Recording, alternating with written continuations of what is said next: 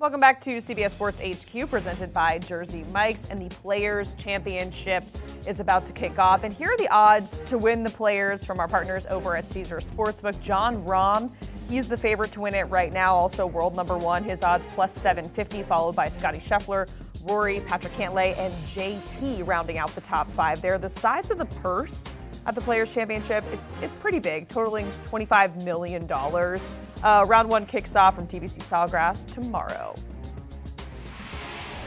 And we have our CBS Sports golf writer Rick Gehman joining us here on HQ with his picks and predictions for this week. We got to talk about Jon Rahm to kick things off. He's the current world number one, looking to kind of get things right after a rough outing at the API. He's the favorite to win it, Rick. We just saw all the odds. He's got 3 wins this season. Do you think he makes it 4? I mean, it's certainly well warranted for him to be the favorite. I think that some people saw the 3 bad rounds at Bay Hill last week and kind of pressed the panic button a little bit. Let's zoom out a little and remember that Jon Rahm has been absolutely destroying golf courses for 6 or 8 months at this point.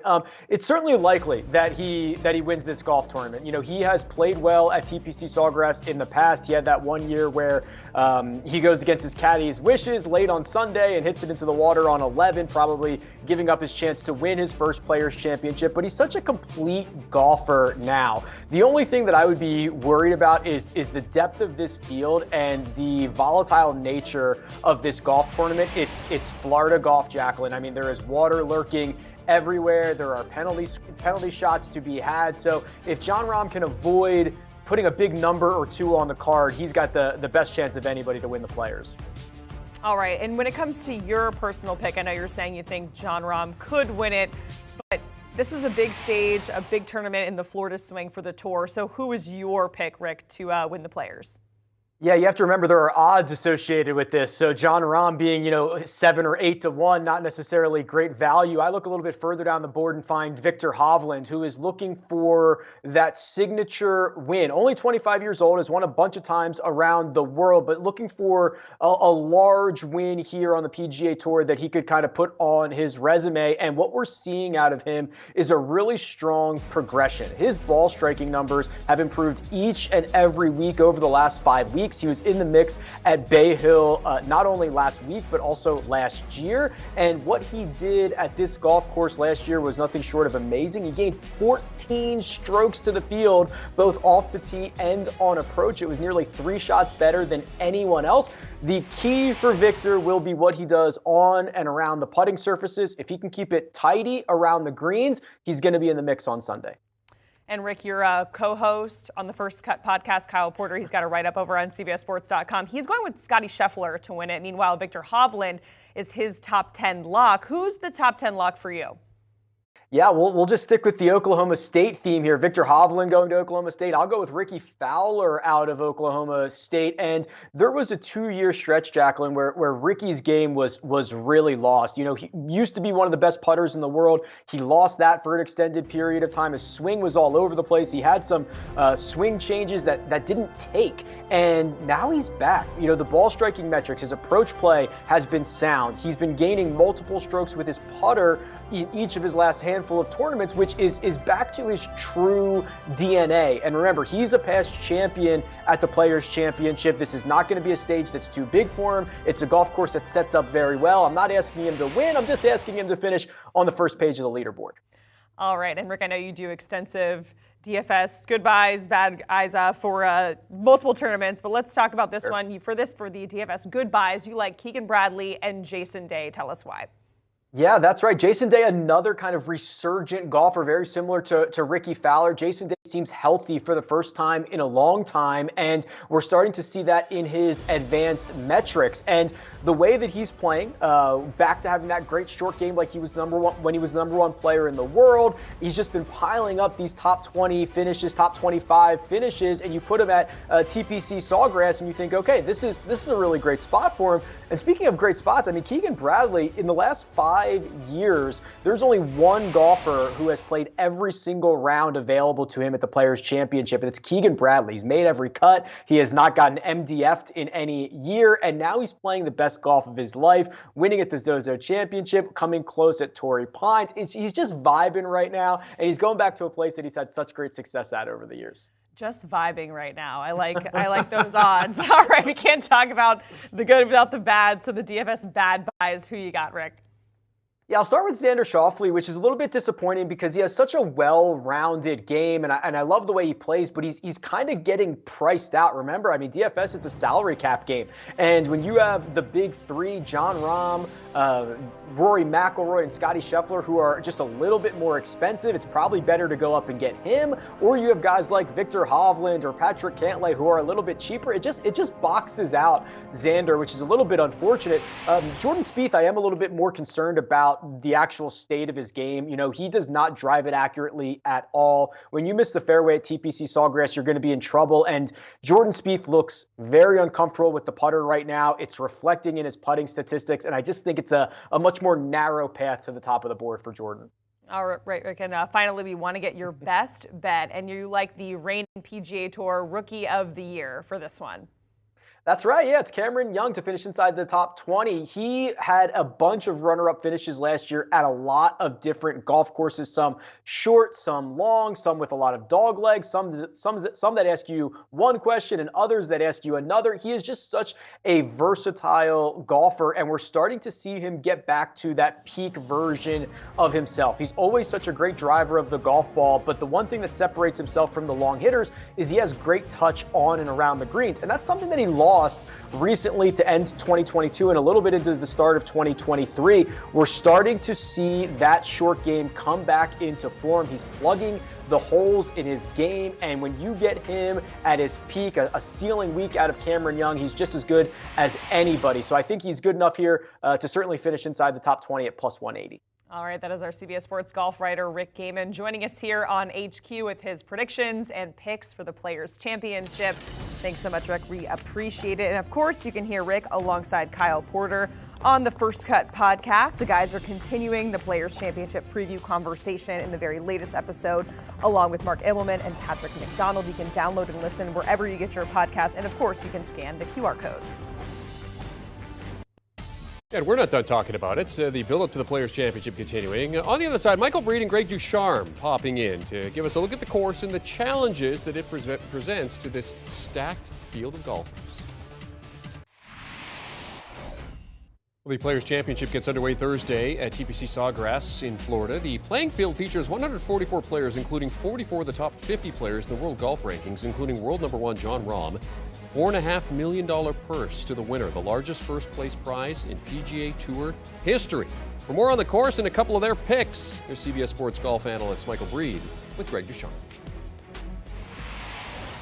Well, the PGA Tour now heads to the Players' Championship, and Greg, it's a great field, as we always know it's going to be a great field. It's a golf course that is incredibly intimidating. We talked to Fred Funk earlier today on our radio show, and he basically said, you know, this is what Pete Dye does. He visually intimidates you. It's not just the 17th tee shot. It's all over the golf course. Yeah, it's so often on a Pete Dye golf course, especially this one, the ideal place to leave your tee shot is really close to some trouble.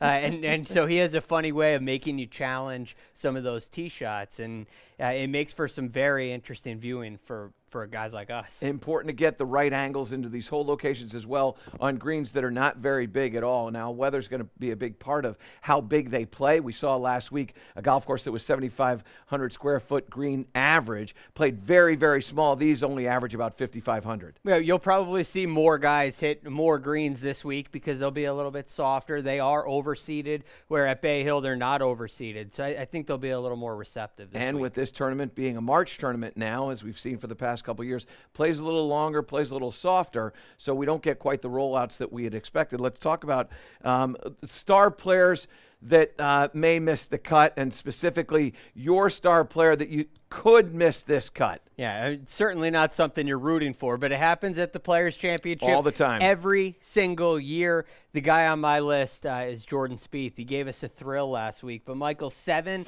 of the 9 total strokes that he gained last week came in short game. And you look at what he does at the Players' Championship historically, in 5 of the 8 tournaments that he's played at the Players, he's lost strokes in the short game, combination of around the green and putting. And he's lost in 6 of 8 events at the Players on the greens. He's leaning too much on the putter and his short game. I don't think it goes well this week. And we've still seen some inconsistencies in his game, and specifically in that final round at the API at Bay Hill. He made everything he looked at early, and then when those putts got a little bit shorter, 5, 4, 3, he struggled a little bit. I like that pick. I'm going to go with JT. Surprise? JT's never missed a cut here. That is surprising. And yet at the same time, another guy who's really struggling quite a bit with his game. He's struggling to find that consistency. And there are certain areas where you look at him and you go, wow, I just don't really know what I'm going to get from him. And the one area that may be an important statistical category is that area from 50 to 125 yards where JT, with the wedge in his hand, you trust him all the time. It's the worst performance this year that he's had in 6 years in that category. It's not been very good. And I think in large part because he's been working on his golf swing, much like Jordan Spieth has spent a little bit more attention in one area and neglecting the other areas, and all of a sudden falling out of the model to success. JT's not a guy that drives the ball great all the time, but yet he still has won here. And very recently. One of the 3 winners that we've had recently in the month of March. The other interesting thing about JT in that is the putter was really something he was trying to figure out, and now going through maybe a little bit of a swing change, altering there with the putting struggles. I like that call. Let's talk a little bit about long shots here. And my long shot, the guy who I think really has the greatest chance to win, who's not a name brand, if you will, is Corey Connors. And why? Because this golf course is an examination of all parts of your game, but specifically the ball striking. And Corey Connors is one of those guys that continues to deliver with his tee shots and his shots into greens.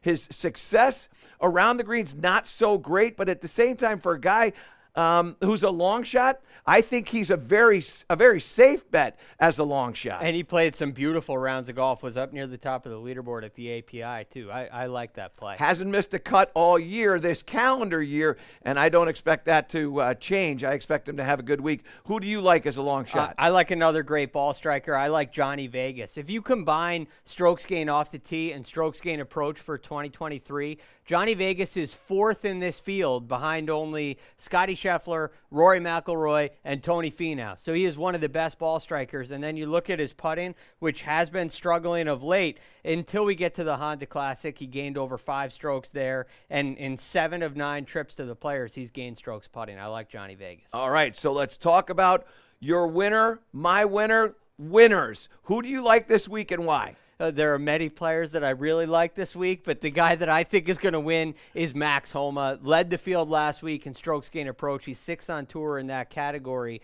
and he did lose strokes putting, nearly 3 strokes putting, but he hasn't lost strokes putting in back-to-back events since April. I think Max Homa gets the putter rolling this week and wins. I'm going to go with somebody who I've expected to pick up a win here soon, and he's basically done everything except that. He's got a 2nd-place finish at the end of last year. He also has a 3rd-place finish and a 4th-place finish last week at the API with a great final round. It's Patrick Cantlay. He does everything really well. Ball striking is fantastic. The putting is very solid. This is a guy who's done everything, as I said, except win. The areas that are important, obviously scoring. He's number 1 in par 5 scoring this year, which he was number 1 in par 5 scoring last year. He's number 1 in birdie average this year, a very important statistic, but he's number 1 in par 4 scoring this year. So when you start to do some math on this guy is poised for a win, and it's coming this week. Yeah, I'll tell you what, Michael, the challenges Patrick Cantlay faces are not in the statistics. He looks really good on paper. That's our look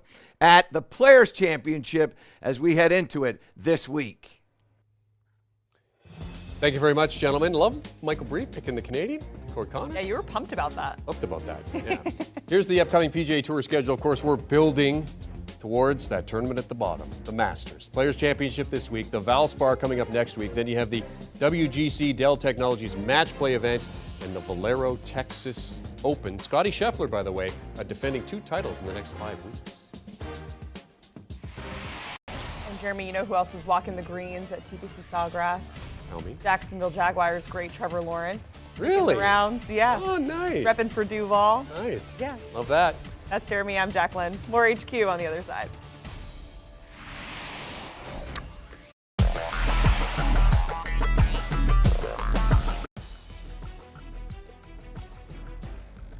Do you want a sports network that delivers everything that matters about the game? The highlights, the picks, the instant analysis, no yelling, no fake debates, no politics. Hit the subscribe button and never miss a moment.